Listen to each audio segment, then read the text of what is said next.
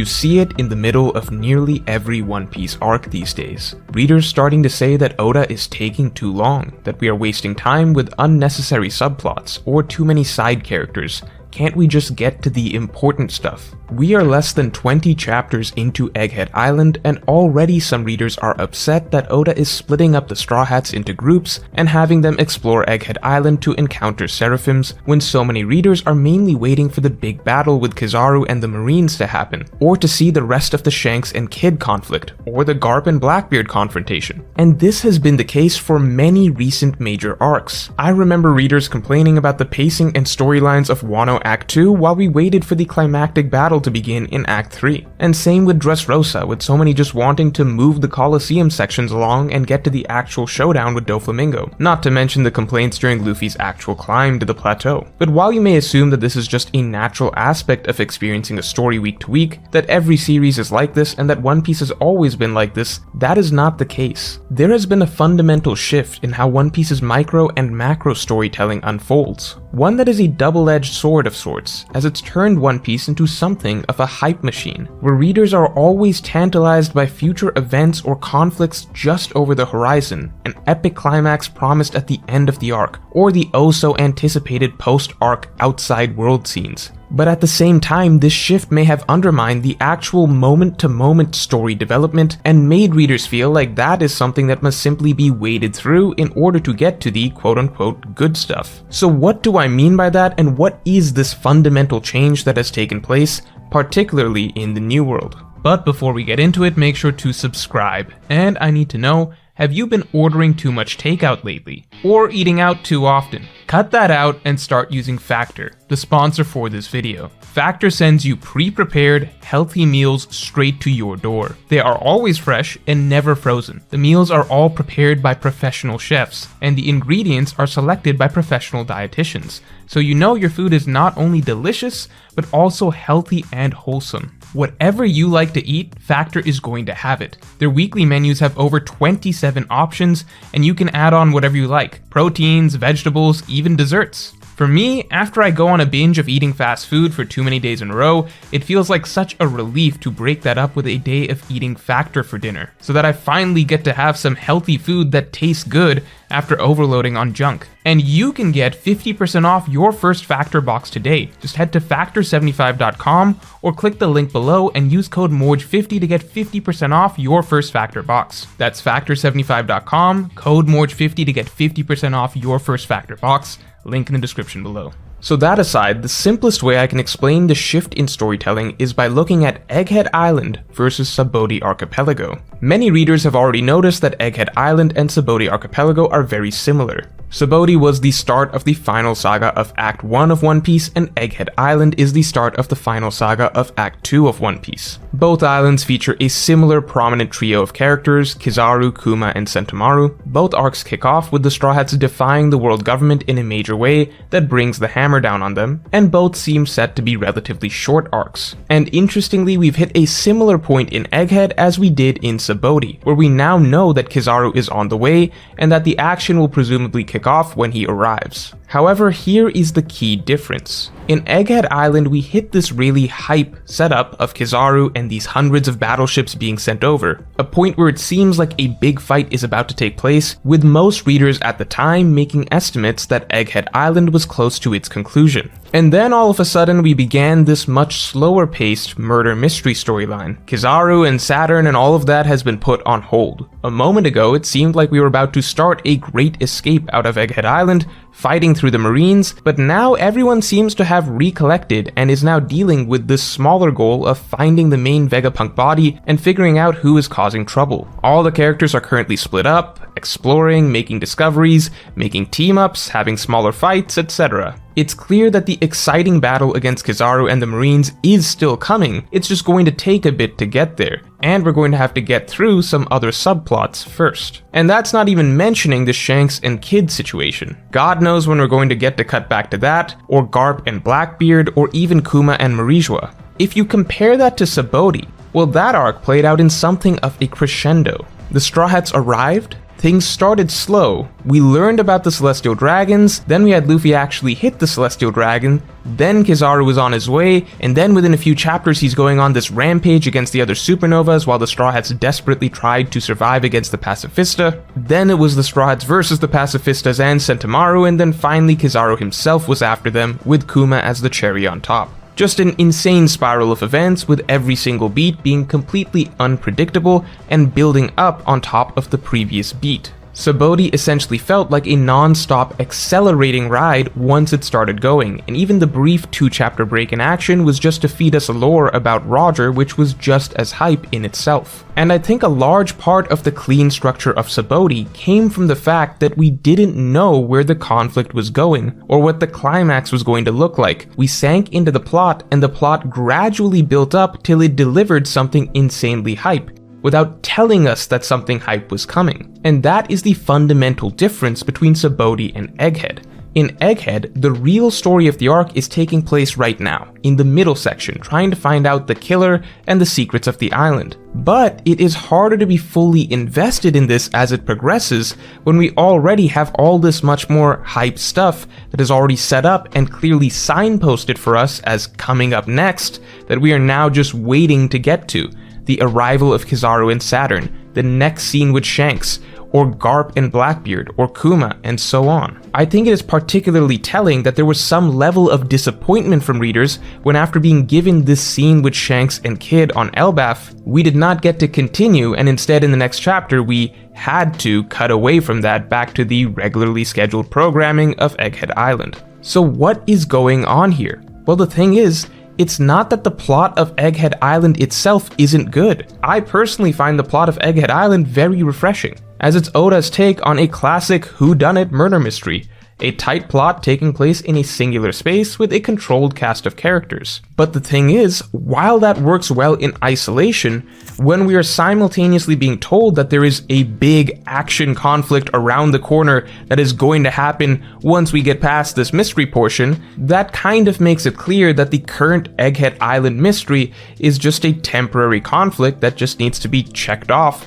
so that the actual big action conflict can start. And on top of this, there are several other more hype scenes in the outside world that we are continually briefly cutting away to and then cutting back away from in a manner that keeps leaving us wanting to see more of that stuff. It makes full immersion into the quaint little mystery storyline of the island a bit more difficult. The hype stuff of the future is being teased in front of our eyes repeatedly, like, just you wait, bigger things are coming up next. And when this is happening so much, it's eating into the patience that many readers would normally have for the actual slow burn mystery plot of the arc that is meant to be the main focus right now. I know I've been comparing Egghead to Sabaody so far, but I'm now going to compare Egghead to Water 7 for a moment, as that was similarly a mystery arc. When we got to Water 7, it was a much simpler time in One Piece. The outside world was still a hazy concept for us.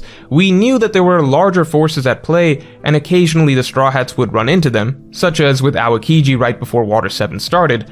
But for the most part, each island was really its own little isolated bubble. We would come in knowing essentially nothing about the island, no major names who inhabit it, no bad guys that we'd heard about beforehand, nothing. And we wouldn't really cut away from the island during the arc to tease future events or upcoming conflicts. With Water 7, everything there is a completely clean slate. The plot slowly develops in the city as we learn about Galela and the shipwrights and the strange conspiracy that is beginning to unravel, this ominous truth about Robin, the assassination attempt on Iceberg, the framing of the Straw Hats, all of that ultimately leading to the major reveals that the villain was the world government, and many of the characters we knew were secretly government agents. And only then does that segue into a huge, epic, climactic battle against the world government, meaning we do ultimately get that crazy epic action segment, but we were never made to expect it early on, and therefore we were never waiting on the story to get to it. The story just kept us focused on the actual current events that were unfolding. And that is the key. The Water 7 mystery plotline sucks you in, and it's so gripping because that's truly all there is. We're not cutting away to overlapping events in the outside world. We don't know that all of this is going to lead to a big battle with CP9. We are left in a little bubble focusing on a little mystery that unravels into these major revelations that then result in a grand battle. And because the mystery is all we have, along with the ongoing drama within the Straw Hat crew itself, of course, we are able to sink into that individual plot and enjoy only that. The mystery of Water 7 isn't something that we are just getting through to get to the big stuff. We have no idea what the big stuff is, or that there even is going to be any big stuff. And it was the same thing with Sabaody. This isn't just pertaining to mysteries, this is general plot construction. The Sabaody arc isn't hinting at admirals or Shichibukai getting involved from the start, or teasing that there's going to be a war with the Whitebeard pirates that is brewing in the background. The arc first focuses on just the isolated plot of the Sabaody archipelago itself, learning about the evils of the celestial dragons, seeing how they act like gods, realizing how discrimination affects the fishmen, seeing all that come to a head with a celestial dragon trying to take Kami as a slave, leading into Luffy's great act of defiance, and then that is what explodes into a cavalcade of non-stop action and hype and simultaneous world building. If we were promised the arrival of Kizaru and Kuma and Sentomaru and the pacifistas and all of that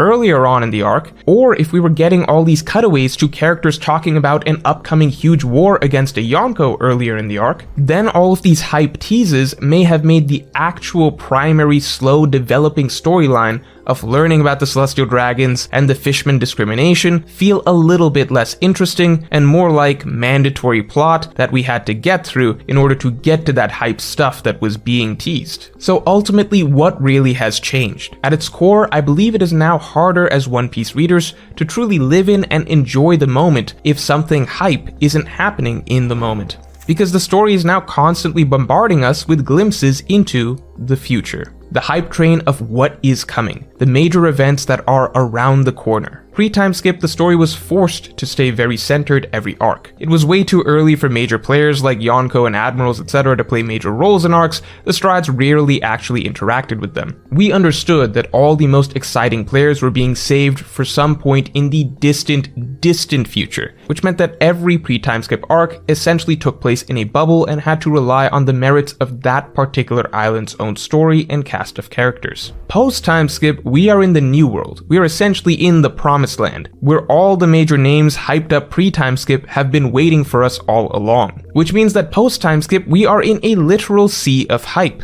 The idea is that we can't go 10 steps without some major name showing up or being referenced. And because we're getting to see major characters more and more often, it's like there is a constant need now for that to be topped with the idea that the next arc will be even bigger, even crazier, even more major stuff. That's the other significant difference, which is that pre-time skip, the journey was uncharted. We didn't know what the next island would be, and we rarely had huge long-running storylines that kept building. But with post-time skip, we continuously have long-running storylines connecting across multiple islands. Every arc isn't just focused on the events of the current arc anymore, it's also saturated with promises of even bigger and crazier events in the next arc. We start the new world, and right off the bat in Punk Hazard, we're being promised Doflamingo. That's so exciting, but even beyond that, we're also being told that after Doflamingo will be Kaido. And so by the end of Punk Hazard, we just want to move past Caesar and get to Doflamingo. But then throughout Dressrosa, it's again not just about the current story, we're already being told to look ahead to Wano.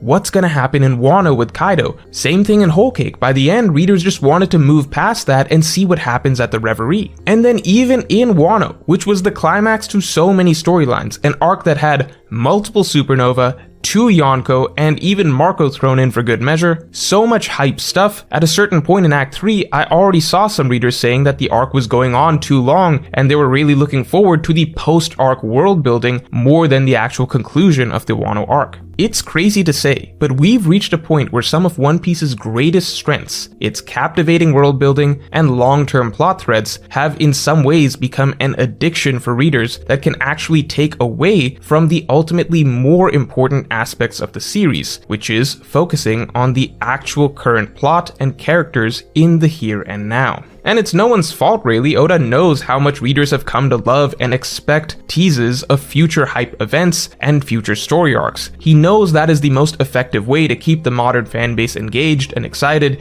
He knows that this is what makes the best cliffhangers nowadays. So he naturally plays into that, because why wouldn't you? So really look at Egghead and think about how things are so future-centric today. Breaking down the story of this arc, it seems like the key exposition piece was Vegapunk explaining the nature of his own creations, his motivations, as well as punk records. The key emotional piece is Bonnie's drama and Kuma's backstory, and the key conflict is figuring out the mystery behind the Egghead Island killer. Now, if this were pre-time skip, I think all of this would have just played out first, come to a dramatic conclusion, and then segued into the final climactic set piece of, oh no, the Marines are raiding the island now, and the Straw Hats are having to fight their way out. But I think with the new expectations readers have for One Piece, that type of writing may have just been too slow and dry for what many want chapter to chapter these days. Because just a few chapters into learning about Vegapunk, Bonnie, and exploring the lab, we cut away to this sudden battle between Law and Blackbeard that was left open-ended for future storylines. It seemed like a necessary hype scene to break up the more mundane plot work of,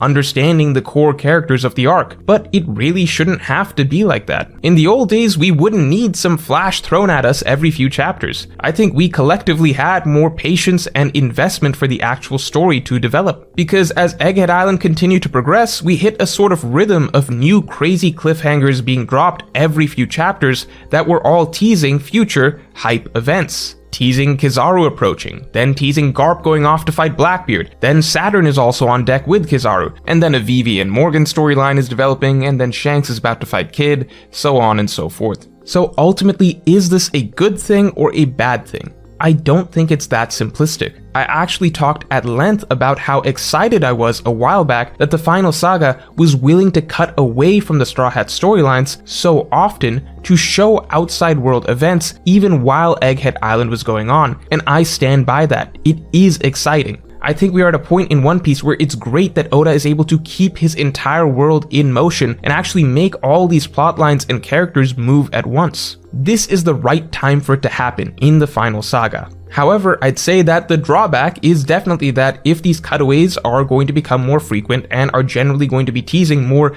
exciting future events, then it can hurt the investment in any current ongoing Straw Hat-centric storylines that may be slower and require more patience. It's ultimately the increased emphasis on the future and signposting future events that has changed things post-time skip. And while it's been the case for most of the New World arcs so far, it has ramped up considerably with Egghead Island and the final saga. It's an interesting dichotomy. When we know something exciting is being teased in store for us in the future, it can generate a lot of excitement chapter to chapter as we get these teases, but at the same time, it can make our patience for the actual current story diminish, even if what's currently happening has the potential to be very interesting as well. So let me know your thoughts on this shift in One Piece in the comments below, and if you enjoyed this video, then definitely like and subscribe, and you can get my Extended Thoughts podcast on this by becoming a member. Just hit the button below.